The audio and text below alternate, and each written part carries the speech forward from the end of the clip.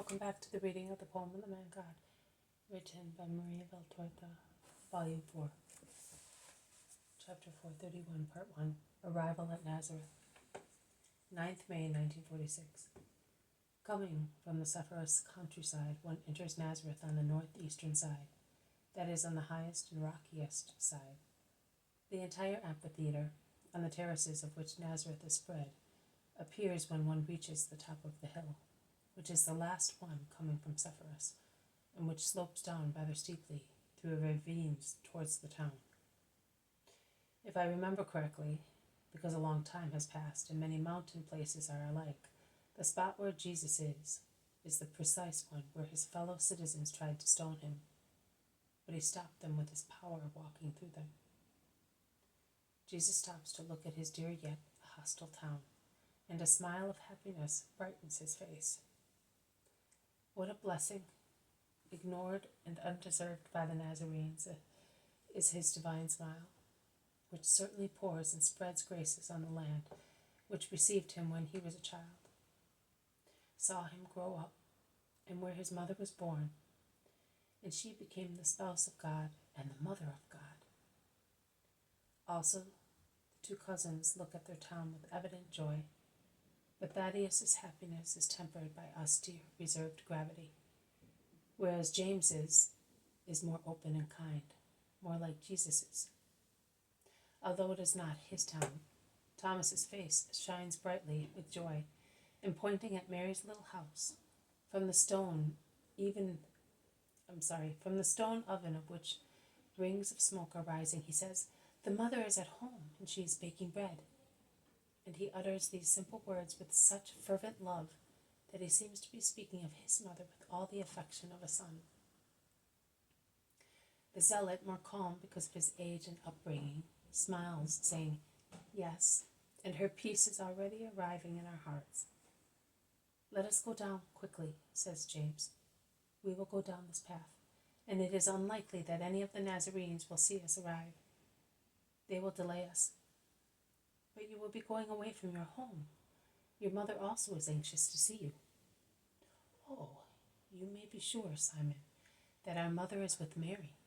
She is almost always there, and she will be there because they are baking, and because of the sick girl. Yes, let us go this way. We will pass at the rear of Alphaeus's kitchen garden, and we will arrive at the hedge of ours," says Jesus. They go down quickly along a path which at first is very steep. Then it becomes more gentle near the town. They go through olive groves and small fields bare of crops.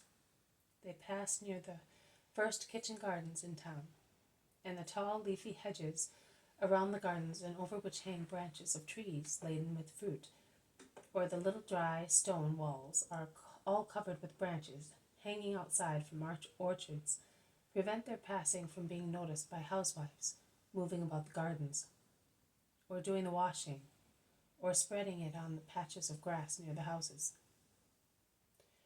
The hedge bordering one side of Mary's kitchen garden, which is a tangle of thorns in winter, then thick with leaves in summer, after the hawthorn blooms in spring, or the little fruits become ruby-colored in autumn, is now adorned with the luxuriant jasmine, and with the undulating calyces of a flower, the name of which I do not know, and which from the inside of the garden throw their branches onto the hedge, making it thicker and more beautiful. A blackcap is singing in the thick of the hedge, and the cooing of doves is heard from inside the garden. The fence also is protected and entirely covered with branches in bloom, says James, who has run ahead to look at the rustic gate at the rear of the garden, the one which, after not being used for years, was opened to let Peter's cart go in and out for John, Anson to keep. "We will go along the lane and will knock at the door. My mother would suffer seeing this protection destroyed," replies Jesus. "Her enclosed garden," exclaims Judas of Alphaeus. "Yes, and she is its rose," says Thomas. "As a lily among the thistles," says James. "The sealed fountain," says the zealot. "Better, the well of living water, which gushing impetuously from the beautiful mountain, gives the water of life to the earth, and spurts towards heaven with its scented beauty, says Jesus. She will soon be delighted to see you, says James. Tell me, brother, something which I have been longing to know for some time. How do you see Mary? As a mother or as a subject? She is your mother, but she is a woman and you are God, asks Thaddeus. As sister and as bride, as delight and rest of God, and as comfort of man. I see everything, and I have everything in Mary, as God and as man. She, who was the delight of the second person of the Trinity in heaven, delight of the Word as well as of the Father and of the Spirit, is the delight of the God incarnate, and she will be the delight of the man God glorified. What a mystery! So God has deprived himself twice of his delights, in you and in Mary, and he gave you to the earth, meditates the zealot. What love! You ought to say, love induced the Trinity to give Mary and Jesus to the earth, says James. And not with regard to you, who are God, but with regard to his rose. Was he not afraid to entrust her to men, who are all unworthy of protecting her? Asks Thomas.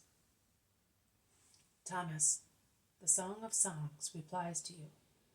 The peaceful one had a vineyard, and he entrusted it to vine dressers who, being profaners instigated by the desecrator, would have paid large amounts to have it, that is, all allurements to seduce it.